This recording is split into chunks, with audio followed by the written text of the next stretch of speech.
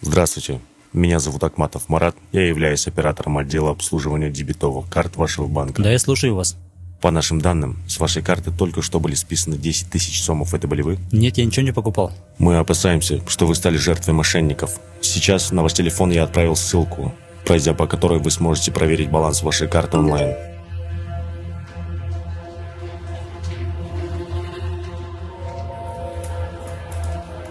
Алло, это банк? Мне только что позвонил ваш сотрудник и сообщил, что мне списались деньги. Что? Мошенники?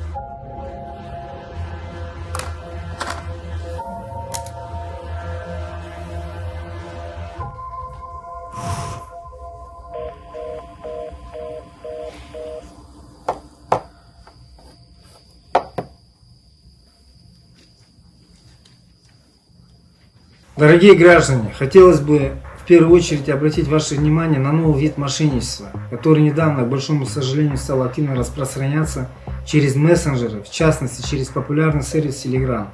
Злоумышленники используют коварные схемы, чтобы выманивать ваши финансовые данные и средства. Злоумышленники присылали сообщения на ваши номера или аккаунты в мессенджере, предлагая заработок на ставках лайков под определенной продукцией.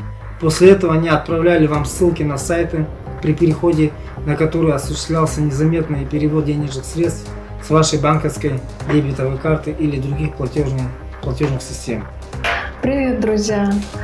Мы сегодня с вами поговорим о как защитить себя от банковских мошенников. Совет номер 1. Никогда не сообщайте свои персональные данные чужим посторонним лицам. Сотрудники банка никогда не попросят у вас перевести деньги на безопасные счета или предоставить информацию для доступа к вашему счету. Совет номер 2. Прекращайте подозрительные разговоры. Если вам звонят якобы из банка и просят совершить подозрительные действия, прекратите диалог. Если у вас возникли вопросы, позвоните в банк сами. Совет номер 3.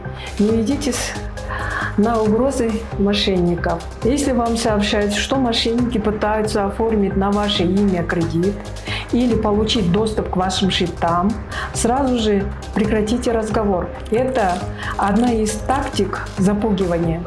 Дорогие друзья, будьте осторожны, внимательны. Всегда перепроверяйте информацию, чтобы не стать жертвой мошенников.